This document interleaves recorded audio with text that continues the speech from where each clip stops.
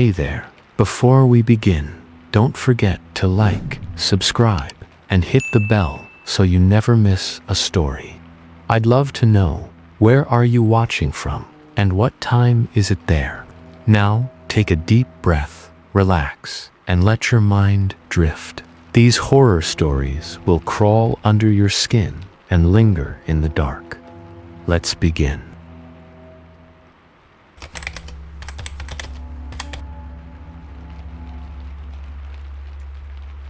I used to believe that fire towers were the safest place to be in the woods. Elevated, sturdy, and with a full view of the horizon, it always felt like you were watching the world from above, immune to whatever lurked below.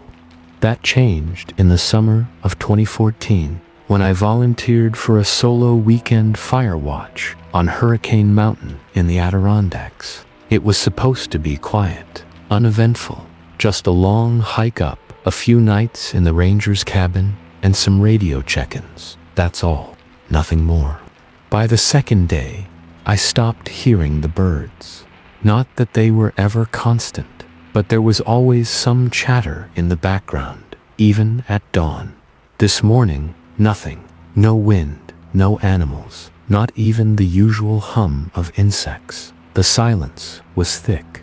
I stood on the catwalk outside the tower and scanned the woods through my binoculars. No smoke, no movement, not even a chipmunk rustling in the brush. The forest felt frozen. Later that afternoon, I was sorting food cans inside the cabin when I heard the gate at the bottom of the tower clank shut. It didn't slam, it clicked, like someone was trying not to make noise. I opened the cabin door and leaned over the railing.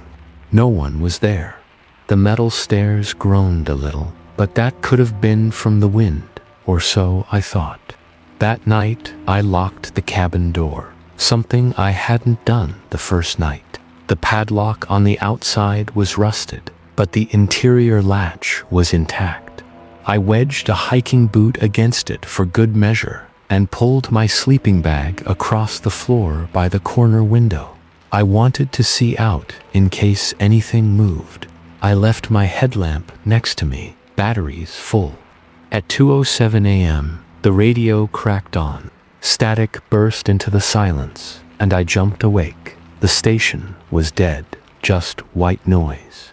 I crawled over to the device and turned the volume down, but before I could switch it off, a faint voice hissed through. Double quotes, "Can you see it?" I froze. The words came slow, like someone was whispering through a broken channel. I held the radio close and whispered back, "Who is this?" There was no reply, just silence again. Then I noticed something. Through the dark trees, far below the tower, there was a pinpoint of orange light, moving side to side, not flickering like a campfire, but smooth and deliberate, almost like someone waving a lantern. The light stopped, then vanished. The hairs on my arms lifted. I pulled on my boots and stepped out to the catwalk again. The woods below were black. I stood there, staring for several minutes, until I heard it. A single footstep on the stairs. Not fast, not frantic, just one. A heavy, deliberate thud of boot on steel. I turned and backed up toward the cabin door, my hand already on the latch, eyes wide, heart punching against my ribs. The sound didn't come again, but I could hear something else now, something that chilled me more than anything so far. Breathing, low and rough, like someone with a chest cold trying not to wheeze. I stepped backward into the cabin and shut the door slowly, careful not to let it slam. I slid the latch and backed away. My hand hovered over my headlamp, but I didn't turn it on. The breathing continued, slow and deep, just on the other side of the wall. It felt like whoever, or whatever, was out there knew I was awake. Then the knob turned, slowly. I didn't move. I didn't speak. I didn't even breathe. The knob twisted all the way to the end of its range, then released. Nothing else. Just the slow squeak of it rotating back into place. A few minutes passed. Then another voice came through the radio, louder this time. Can you see it now? I grabbed the radio, turned it off, and backed myself into the corner with the emergency hatchet clutched in both hands. My heart was beating so hard I thought I might pass out. Outside, the breathing had stopped, but I couldn't be sure the thing had gone. That was when the window beside me, the one I had sat by just an hour earlier, began to fog up from the outside. One long, slow breath, drawn across the glass. I didn't move. My body was frozen in that corner of the cabin, knees bent, the hatchet clenched so tight my fingers began to ache. The window stayed fogged, a single long smear across the glass. I waited for another breath, a second sign, anything to prove to myself that it was a trick of temperature or wind. But there was nothing, no sound, no movement, just silence, thick and unnatural. I don't know how long I stayed there. Maybe 20 minutes, maybe longer. Eventually, I edged toward the window, crouched low. I didn't shine a light. I didn't make a sound. When I got close enough, I reached up slowly and wiped the glass with my sleeve. Nothing, just black trees and stars. Still crouching, I slipped the window lock in place, though it probably wouldn't have stopped anyone determined. I crawled back to my spot on the floor, this time further from the windows, where I couldn't see out and nothing could see in. The radio stayed off. I didn't sleep. Every few minutes, I heard something creak or knock faintly on the tower stairs outside, but it never got closer. It was like something circling, waiting. At dawn, I opened the cabin door carefully and stepped onto the catwalk. The stairs were empty. I looked down the length of the tower, and on the ground below, I saw tracks in the dirt. Just two. They led from the tree line to the bottom of the stairs, and then back again. Not boots, not hiking shoes, bare feet. I took a photo of them with my phone, but the image never saved. Some kind of glitch. I remember shaking the phone, cursing at it. The prints were clear, too human, but wide and misshapen, like whoever made them had been walking barefoot on rough ground for years. The toes were spread unnaturally far apart. I'd never seen anything like it. I radioed in around 8 once the station came back online. I didn't tell them everything, just said someone might have wandered up the trail at night, and I didn't feel comfortable staying another evening. They said they'd send someone up by noon. I packed immediately. By the time the ranger arrived, I was pale, jittery, and already halfway down the trail.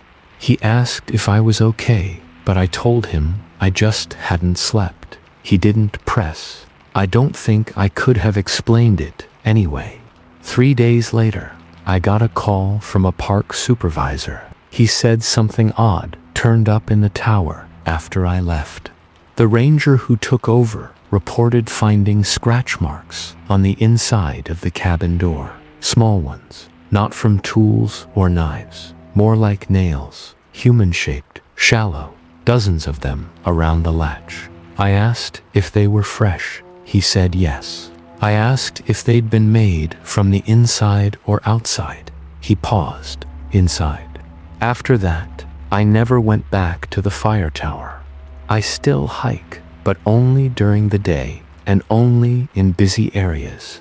I never camp alone, and I won't sleep above ground level. I never figured out who was out there or how they got inside. But some nights, when I lie awake and the wind goes still, I hear that voice in my head again. Can you see it now? And I remember the breathing, right against the glass.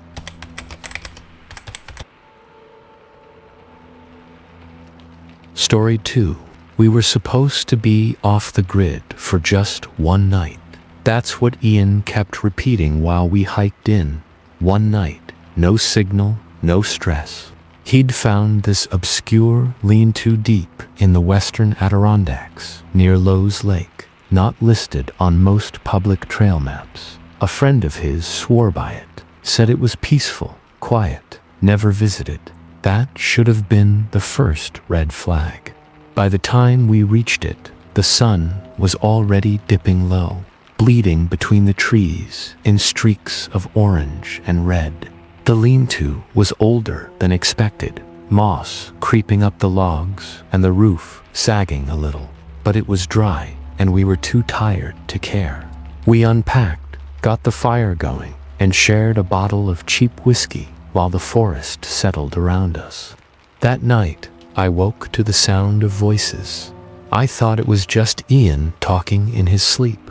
He'd mumbled a few things earlier, but when I turned over, he was awake too, lying perfectly still on his sleeping pad, eyes open wide, listening. "Did you hear that?" he whispered. I nodded. It was faint. 2 people talking somewhere out in the trees. No flashlights, no footsteps, just soft conversation, the kind that made you instinctively lean closer, even when you knew you shouldn't. I couldn't make out the words, just the rhythm of it, back and forth, male and female, maybe, both slow, deliberate, like they were taking their time. Ian sat up and reached for the firewood pile. "We need to make it brighter," he said. But the fire wasn't low. It had burned down naturally, sure, but it was still throwing off enough light to see around the shelter. That's when I noticed something strange. The voices stopped every time we spoke, but resumed once we went silent again. Not in the same place, though they moved. Sometimes to the right, sometimes behind us. We didn't sleep the rest of the night. We sat by the fire with our backs to the lean-to wall, clutching our knives like fools. There were no screams, no howls, just those same hushed, unhurried voices drifting in and out of the trees, always out of reach. By dawn, they were gone. Ian said it had to be hikers, maybe locals. I didn't buy it. The nearest trailhead was over 7 miles away, and we didn't see a single other person the whole hike. No tents, no boats on the lake, no tire tracks on the seasonal road. Just us and whatever else was out there. We debated leaving immediately, but the weather was clear, and we'd planned to fish the lake. A dumb decision in hindsight, but neither of us wanted to admit we were scared. We hiked out to a small point, cast our lines, and tried to pretend we hadn't spent the night being stalked by whispering strangers.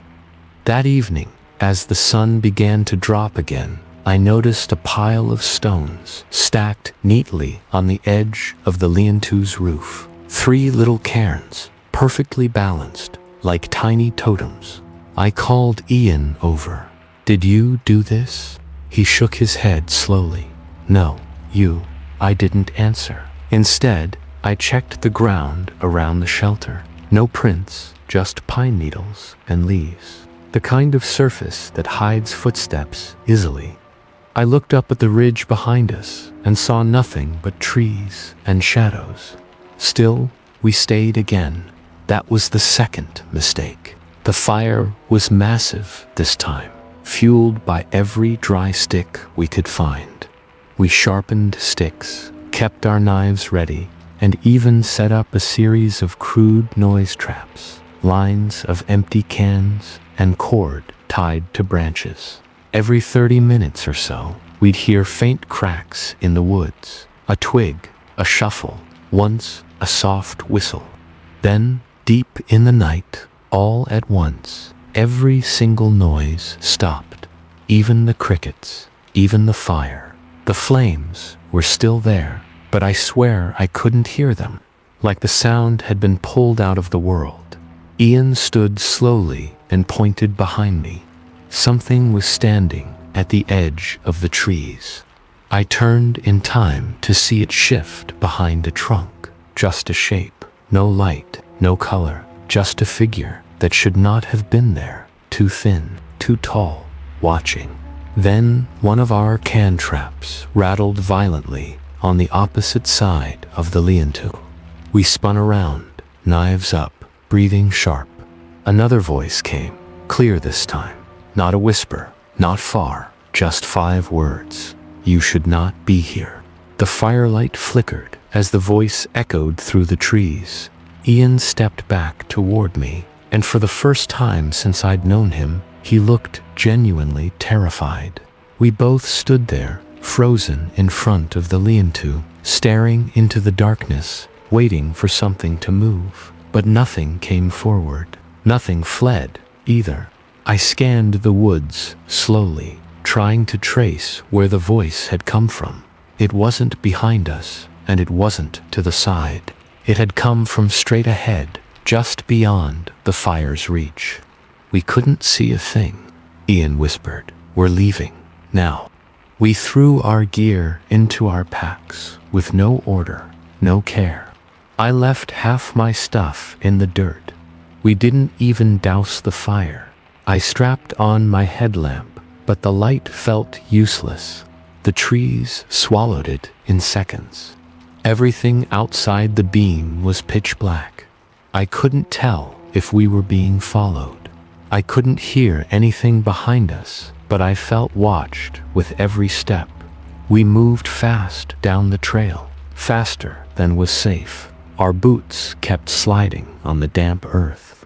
At one point, Ian caught his foot on a root and hit the ground hard. I grabbed his arm and yanked him up. His knee was bleeding, but he didn't even look at it. He just said, "Keep going," and limped forward.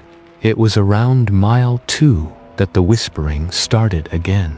This time, it followed us. No more distant chatter. These voices were just off the trail, keeping pace with us, left and right, drifting from tree to tree. There were at least 3 of them, I counted. 1 male, 1 female, and a third one that didn't sound like either. Its tone didn't belong to a person. It clicked. We didn't speak. Every time we did, they stopped. Every time we went silent, they resumed, like we were part of a game and didn't know the rules. At the final half mile, the trail curved along a narrow ridge above the lake. That's when the headlamp caught something just off the path, a face. It wasn't fully visible, just the shape of a mouth and eyes between 2 trees, pale and wide-eyed, half buried in shadow. The face didn't flinch, didn't blink, just stared as we passed. I didn't stop to look again. When we reached the car, it was past 3 in the morning. Ian's hands were shaking as he got the keys. The inside of the vehicle smelled like sap and damp fabric. I slammed the door shut behind me and locked it before he even turned the engine. The drive back was silent. We didn't say a word for almost an hour. Then Ian finally asked, "Did you hear it again when we were running?" I didn't answer. I knew what he meant. Just before the trail opened up, right before we reached the car, I'd heard it one last time, low and cold, brushing against the back of my neck like someone whispering into my skin. "You should not be here." We reported it later, anonymously. A ranger called us back once, said the lean-to wasn't even an officially maintained one. It used to be decades ago, but it was abandoned after a search and rescue case went bad. They didn't explain further, just said to avoid that area, especially at night. Ian moved to Colorado a few months later. He never went camping again. Not near Lowe's Lake, not even close. Because I know we weren't imagining it. We weren't dreaming. There's something in those trees, and it doesn't want company. And whatever it is, it speaks.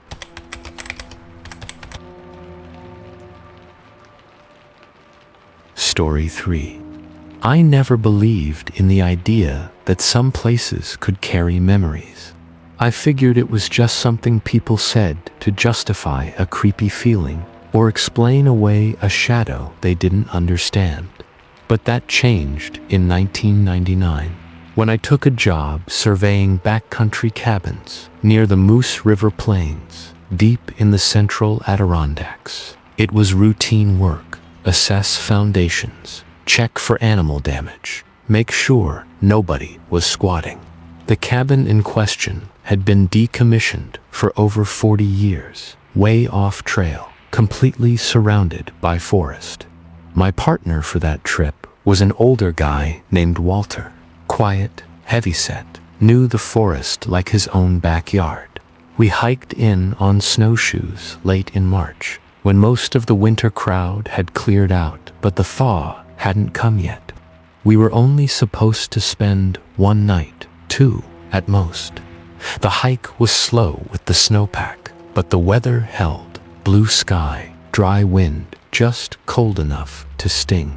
When we reached the cabin, it was in better shape than expected. A little tilt in the roof, one shutter hanging by a hinge, but no major rot. The inside smelled like stale pine and rodent droppings, a couple of rusted bed frames, a toppled stove, broken window panes. It looked untouched. Walter didn't like it. I could tell from the way he stood in the doorway. "You ever been out here before?" I asked. "Once," he said. "Years ago. Didn't stay long." That night, after we set up our sleeping bags in the front room, he stayed awake, poking at the little wood stove, even though the fire was holding just fine. I was trying to sleep when he finally said there was a family that used to live out here. Father, 2 sons, never came back from a trapping trip one winter. Some think they just walked too far upriver, got caught in ice. But the search crews, they found things. I sat up. "What kind of things?" He hesitated. "Doesn't matter. We're just here for the inspection." But I noticed something the next morning. Footprints around the cabin. Not ours. Smaller, older. They'd been snowed over, maybe a day or 2 earlier. A child's size, by the look of them. Maybe 2 sets. They circled the building once, then disappeared into the trees. I pointed them out to Walter, but he just said, probably someone else passing through. He didn't even bend down to look. That afternoon, I hiked a half-mile out toward a stream to photograph treefall and took a wrong turn coming back. Only for a moment, but enough to feel the cold press in and the silence thicken around me. When I turned back toward what I thought was the trail, I saw someone standing between the trees. A boy, thin, maybe 8 or 9 years old, wearing a coat far too large for him, hanging past his knees. He didn't move, just watched me. His skin was pale, nearly gray. I blinked and looked again. He was gone. I ran the rest of the way back to the cabin, didn't say a word to Walter. That night, the wind picked up hard, the trees groaned, and the shutters banged. Around 3 in the morning, I woke up cold. The fire was out. Walter was sitting up, staring at the front door. "Did you open it?" he asked. I shook my head. It was wide open, snow blowing in across the floor. We checked the perimeter. No new tracks, nothing but our own, and those older ones still barely visible where the wind hadn't swept them clean. We bolted the door and kept watch in shifts, though neither of us slept. At one point, I heard a soft knock on the back wall of the cabin, like someone tapping wood to wood. Walter got up, opened the tiny window, and shined his flashlight out into the night. "Nothing there," he said, but he wouldn't meet my eyes. In the morning, I packed early, so did he. We left without finishing the survey and didn't speak for most of the hike back. It wasn't until we reached the car that he finally told me the rest. They found the boy's boots in the chimney, upright, lined up, full of ash. I asked him what that meant, but he just said, "No one ever found the father." That night, in my hotel room, I took off my boots and noticed something strange. The soles were soaked, but not from the snow, from the inside, as if something had filled them while I wasn't wearing them. The bottoms were black with soot. I stared at my boots for a long time. The soot inside them looked smeared, not clumped like it would be if I had stepped into a fireplace or ash pile. It was streaked up the sides, wet, like it had been poured in, not walked through. I didn't say anything to Walter when I checked out of the hotel the next morning. He didn't say anything to me either. He just looked tired, older than he had 2 days ago, and he left without shaking my hand. I spent the next few days back in the office, trying to get my mind back on paperwork and reports, but I couldn't stop thinking about the boy in the trees, his coat hanging down past his knees, his eyes too wide, too still. I told myself it was just exhaustion, maybe a trick of the light. I even called a local biologist, thinking maybe it was a fisher or some other animal I had mistaken in the snow. But the dreams started on the third night. Each time I'd find myself standing in that cabin again, looking down the chimney, except it wasn't ruined in the dream. It was intact, whole, with a low fire burning and something shifting inside it. I'd hear a child crying softly, like it was trapped behind the bricks, and when I leaned down, I'd feel the soot rising up my arms, filling my sleeves, slick and cold. The dreams always ended with the same sound, a knock, slow and rhythmic, coming from the inside of the chimney wall. By the 5th night, I stopped sleeping. I didn't tell anyone at work. There wasn't a line on any form for possible haunting or visions of missing children. I went back through the old survey archives, trying to find any mention of the family Walter had talked about, but the records were spotty. The area was barely logged in the 50s. I did find a hand-drawn map from 1963 with the cabin marked under a different name, Gabler's Outpost. That led me to an old ranger station outside, Indian Lake. They had boxes of unfiled incident reports from the 60s and 70s. After hours of digging, I found one, dated February 1961. 3 names, one of them marked with a cross. 2 boys, Samuel and Peter Gabler. Father, Joseph Gabler. Notes scribbled in pencil at the bottom. Father, returned alone. Claimed accident. Found unconscious. Frostbite. Boys, not recovered. Cabin burned from inside. Boots discovered in flue. The report was never followed up. That was enough. I couldn't shake it. The next weekend, I drove back out to the Moose River Plains, alone, against my better judgment. I snowshoed to the cabin just before dusk. The snow was deeper, and the place looked more broken than I remembered. Windows cracked wider, roof sagging harder. But the door was open. I knew we had closed it. I remembered the bolt. Still, it stood ajar, hanging off one hinge. The inside was undisturbed, except for the fireplace. It was clean, spotless, no soot, no debris, just a ring of black char around the base and 2 small boot prints in the ash. Perfectly shaped, like they'd been pressed by a child standing on tiptoe. I stepped back. My heart was pounding. Behind me, the door creaked, slowly closing under its own weight, though there was no wind. I turned and caught it, not wanting to be trapped. That's when I heard the knock, once, twice, 3 times, from inside the chimney. Low, like someone gently rapping knuckles against stone. I didn't look. I didn't speak. I backed out of the cabin, pulled the door shut, and didn't stop moving until I was a mile down the trail. I never went back. 2 months later, I mailed a sealed envelope to the local ranger station with the cabin's coordinates and a warning not to send anyone there alone. I don't know if they took it seriously. I don't care. That place can rot and fall into the earth for all I'm concerned. Sometimes, when it's cold and quiet in my apartment, I hear it again. 3 soft knocks echoing through the walls or the radiator. I try not to listen too closely. I don't check the windows anymore. I never burn wood inside, and I keep my boots in the closet, upside down, empty. Because if I ever reach for them and find soot again, I know what that means. It means they remember me, and they're still waiting.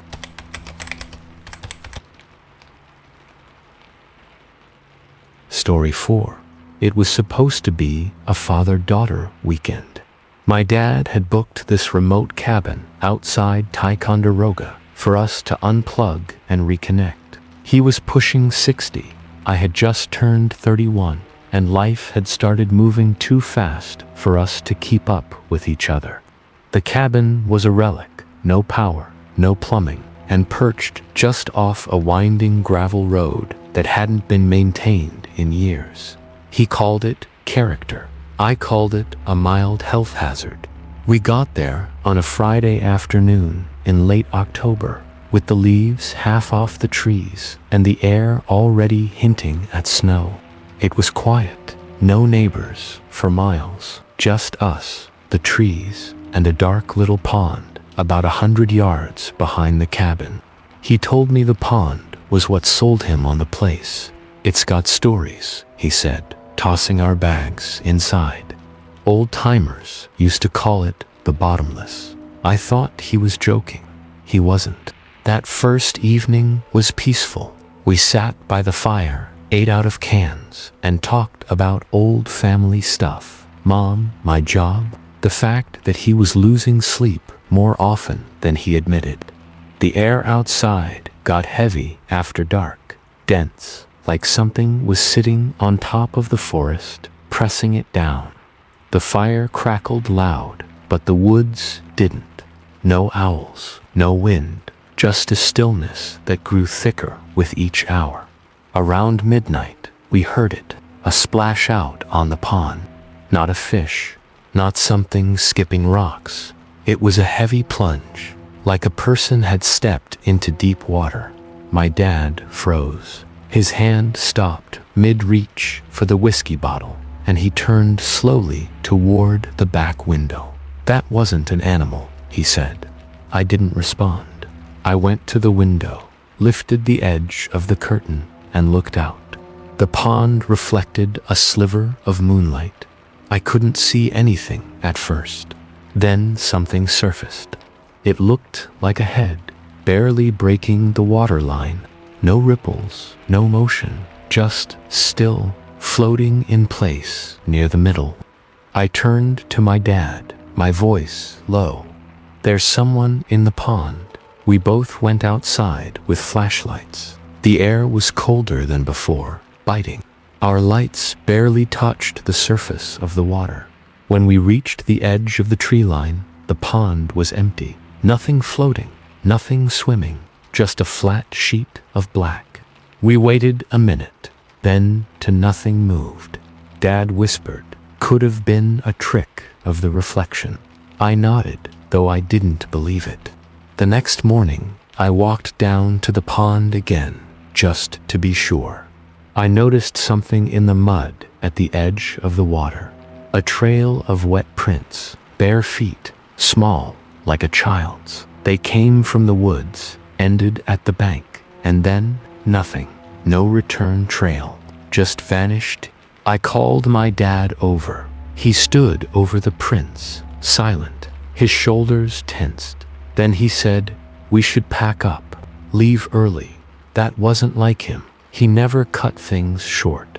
I asked him what he meant by stories about the pond. He hesitated. There were drownings years ago. They never found the bodies. Kids, a couple of hikers, too.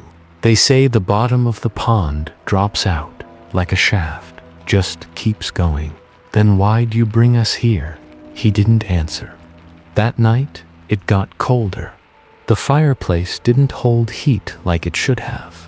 We both bundled in our sleeping bags and tried to ignore the scratching sounds that had started near the back wall. At first, it sounded like mice, but it got louder, deeper, like nails dragging across the inside of the cabin logs. At 2:17 a.m., something tapped the glass of the back window. Just one soft tap. Dad sat up. I was already awake, staring at the ceiling.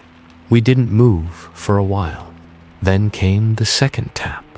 This time, when we looked, something stood at the edge of the pond, just beyond the trees. A figure, not moving, watching. It was pale, wet, and its head looked too smooth. Dad whispered, "We're leaving now." But we didn't even make it to the door before we heard the third sound. Not a tap, not a splash. This time, it was a voice from right outside the wall. "Come see." My dad froze in place. His eyes locked on the window, his lips slightly parted like he wanted to say something but couldn't get the words to form. I moved toward the fireplace and grabbed the poker, more out of instinct than strategy. The voice had been soft but close enough that I could feel its tone, like breath pressed against the wood from the outside. We stood there in silence for what felt like an hour, but must have only been seconds. Then the voice came again, same words, a little quieter. "Come see." Dad turned toward me and whispered, "We go, now." No flashlight, no bags. We just pulled on our boots and stepped out the front, not daring to look toward the pond behind the cabin. The trees groaned softly in the breeze, but otherwise it was still too quiet for that time of night. No rustle, no wind, no birds. We made it about 20 feet before the third voice came, this time in a different direction. Off to our right, same words, a little further into the trees. "Come see." We stopped. It wasn't the same voice. It was higher, almost curious, like a child trying to convince you of something. My dad looked toward the sound, but I grabbed his sleeve and shook my head. We pressed forward down the gravel driveway, sticks cracking underfoot, eyes scanning every shadow. As we passed the side of the cabin, I looked back once, only once, and I saw it. A figure crouched near the pond, its knees bent wrong, hands hanging in the water like they were resting. Its head lifted slowly, and even from that distance, I knew its eyes were open. It watched us leave. It didn't chase. It didn't flinch. It waited.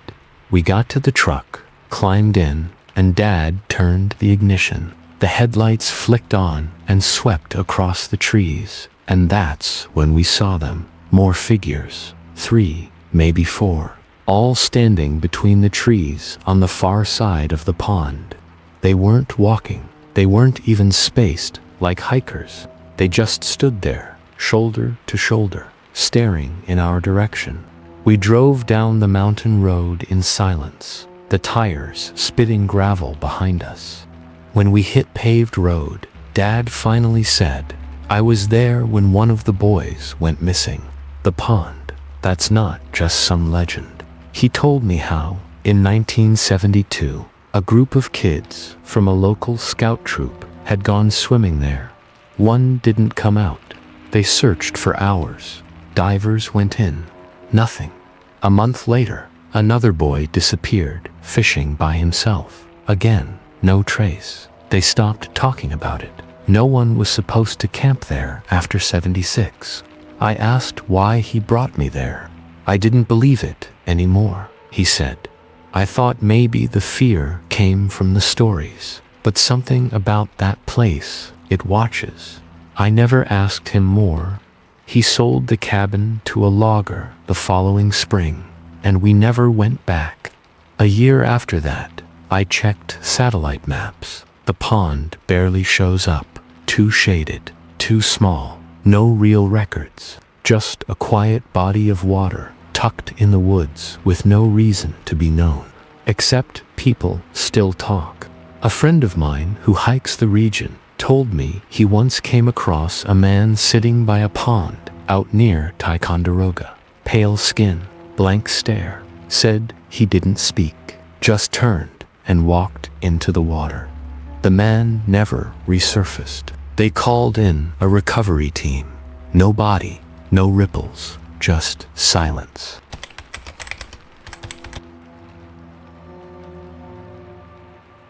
Story 5. I took a seasonal job with the trail maintenance crew in the High Peaks region in 2007. Most of the work was routine, clearing brush, reinforcing footbridges, repainting blazes. But that summer, we were asked to assess an old, unofficial side trail that had recently been flagged by hikers.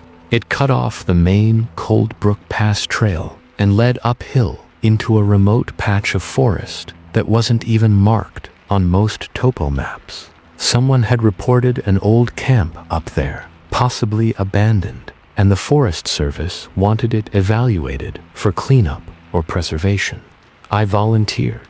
I liked the solitary assignments. They let me work in silence, surrounded by trees, where the only noise was the wind and the buzz of insects.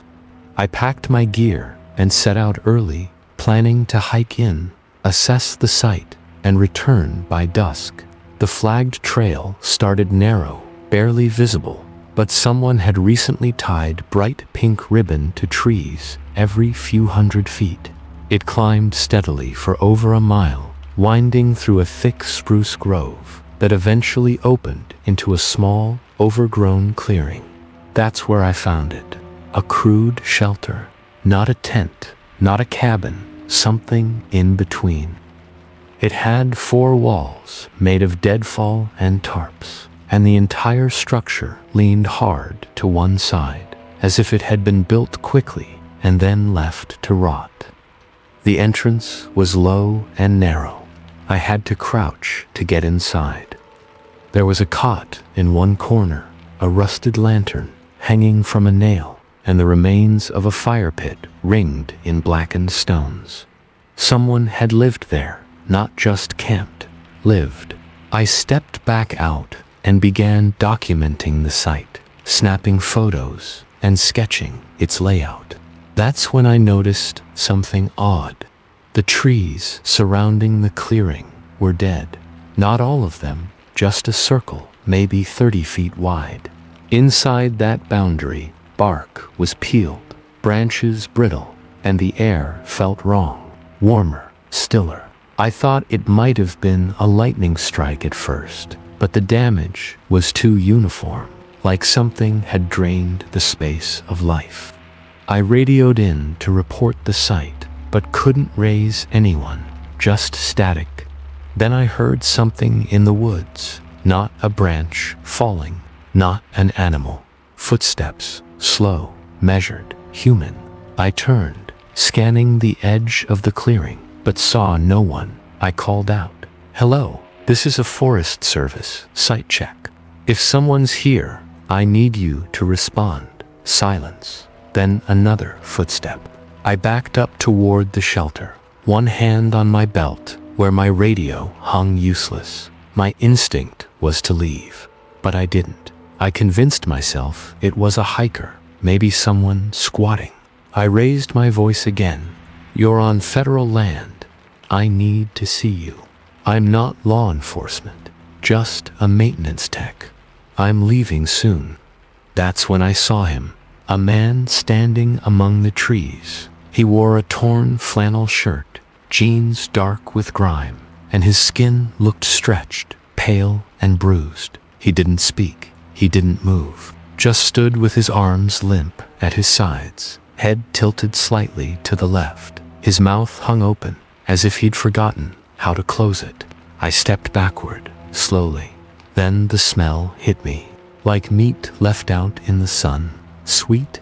The man blinked once. Then he raised his right hand and pointed at the ground between us. Not a threat, not a wave, a gesture, like he wanted me to notice something. I looked down and saw a dark patch in the dirt, damp, smeared. I knelt, just for a moment, and brushed the surface with my glove. It wasn't mud, it was blood, old, dried into the soil, but definitely blood. When I looked up again, the man was gone. I spun around. Nothing, just the dead trees and the ring of silence pressing in on me. I didn't wait. I shoved my gear into my pack and moved fast down the flagged trail, trying not to run, but walking too fast for comfort. The pink ribbons were harder to follow going back. I lost track of them twice.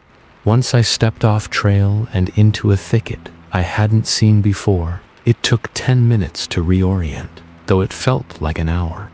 When I finally reached the Cold Brook Pass trail, I radioed in again. This time, the signal went through. I said the site was unsafe and requested a formal investigation. They told me to file the report in person. That night, in my tent, I couldn't sleep. I kept seeing the man's face, that loose, hanging mouth, the way he pointed, the blood in the soil. At around 1 a.m., I stepped outside to get air. The woods were quiet, not peaceful, just unnaturally still. Then I saw it, one of the pink trail ribbons tied to a tree just outside my camp. I hadn't come that way. I hadn't dropped it, and I hadn't noticed it before. I stared at the pink ribbon, fluttering slightly in the breeze. It was tied to a white birch just beyond the tree line, no more than 15 feet from where I slept. I hadn't brought any trail tape back with me. None of the other crew members had been out that day. It wasn't possible someone else had marked that tree. I would have seen them. I would have heard them. I didn't go back to sleep. I stayed up with my flashlight in hand, listening. Every crack of a twig or rustle in the brush made my heart stutter. I sat on the edge of my sleeping bag, fully dressed, boots laced, knife clipped to my side. Morning couldn't come fast enough. When it finally did, I packed everything and hiked straight to the ranger station.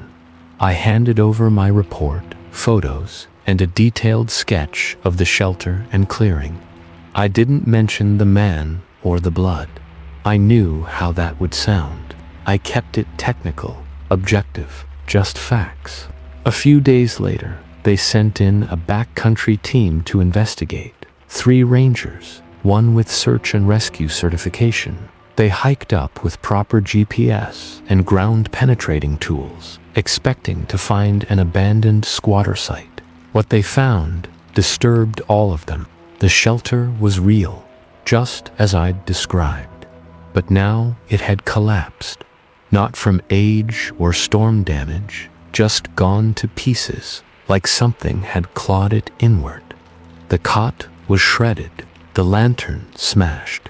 The fire pit looked like it had been stamped out by force. The rocks cracked and scattered. And the ground?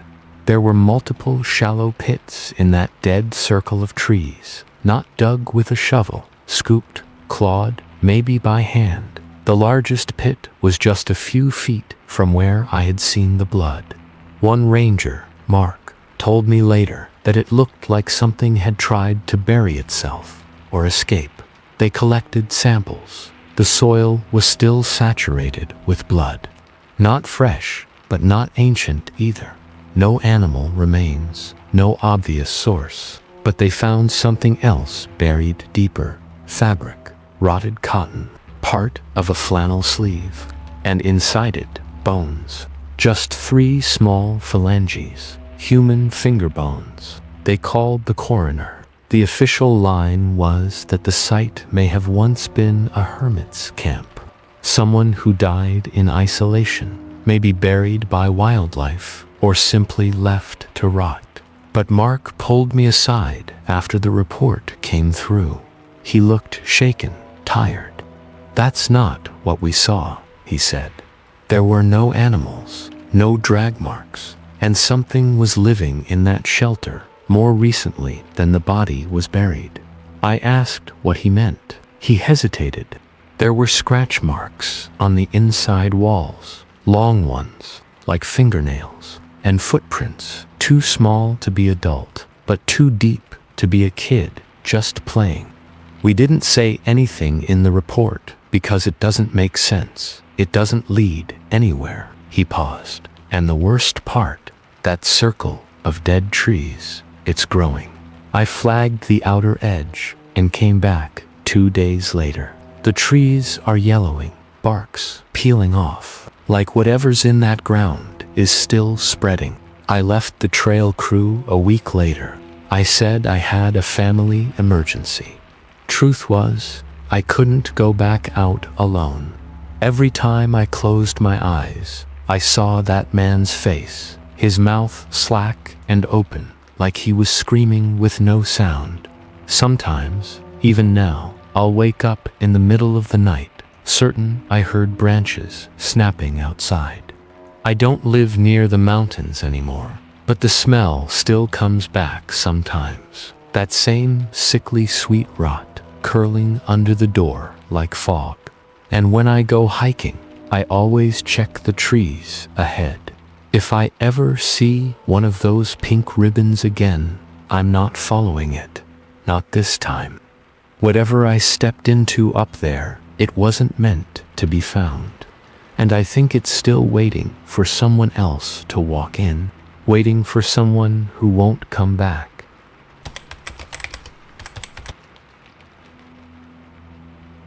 Story 6. It started with a knock. I was volunteering for a remote trail conservation group based out of an old logging cabin near Moose River Plains. I stayed on alone for 2 final days, doing last-minute cleanup and inventory.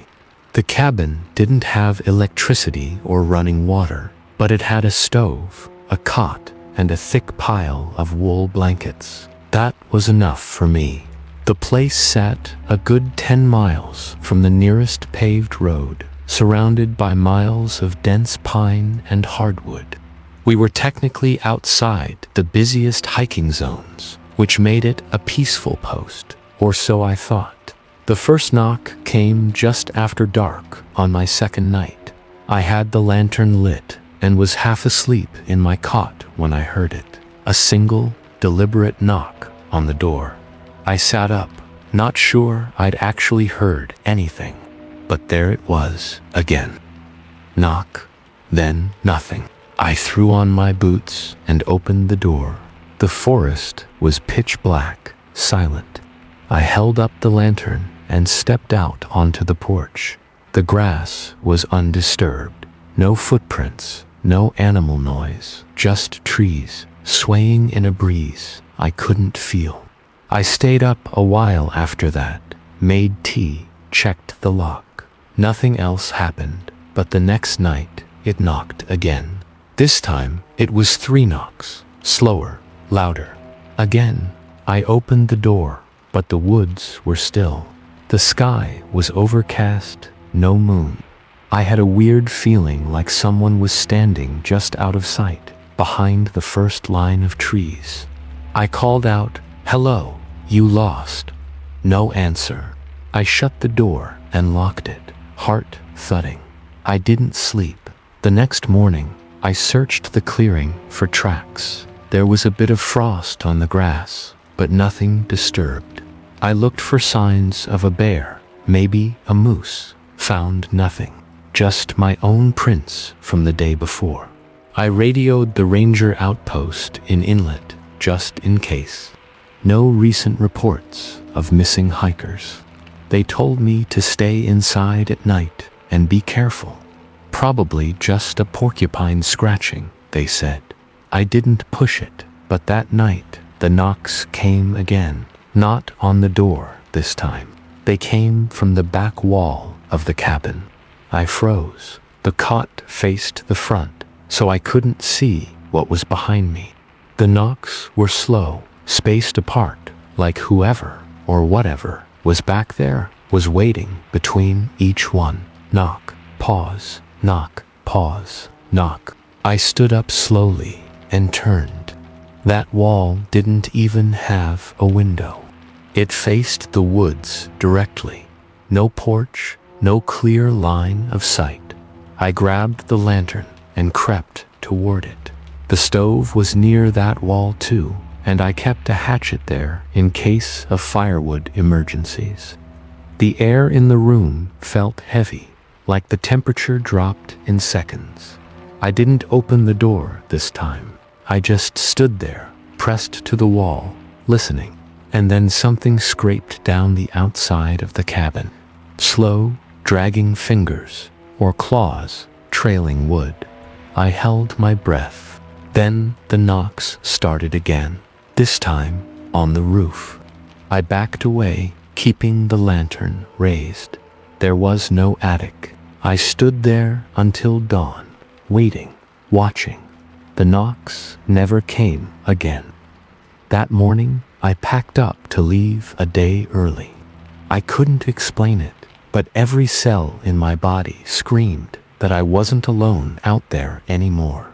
I loaded my gear into the truck, locked up the cabin, and took one last walk around the clearing. That's when I found the footprints, not boot prints. Bare feet, small, but not childlike. They circled the cabin twice, the same place I had heard the knocks. I stared at them for a long time. Then I walked back to the truck, turned the key, and drove until I hit pavement. But the thing is, I never told the others. I left the logbook blank that day. Didn't want to write it down. Didn't want to make it more real than it already felt. Still, weeks later, I kept thinking about the knocking, the slowness of it, like it wasn't trying to get in. It was trying to remind me it was already there. And then came the knock at my apartment door. 3 weeks later, same rhythm, same sound. I lived on the 3rd floor. I didn't move for a full minute. My hand hovered over the doorknob, but I didn't touch it. I just stood there, staring at the wood, heart pounding so loud it seemed to fill the room. I hadn't written about it, but somehow, whatever had knocked on that wall in the middle of the Adirondacks had followed me home. There was no reason for anyone to be at my apartment that night. I hadn't ordered food. I didn't have friends nearby. And even if someone had climbed the fire escape, there were bars over my window. The only entrance was this one door. I finally whispered, "Who's there?" No answer. I looked through the peephole, but the hallway was empty. No footsteps retreating, no door slamming shut down the hall, just silence. I slowly locked the deadbolt. I didn't sleep that night either. The next day, I took off work and went back to the cabin during daylight. It was a 3-hour drive upstate, but I needed to know I hadn't missed something. Needed to see it one more time in the light. The cabin was quiet.